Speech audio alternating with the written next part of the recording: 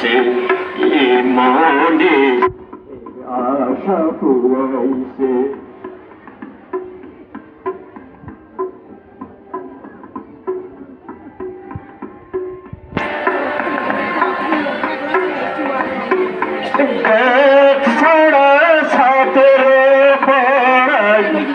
সরকার দেশে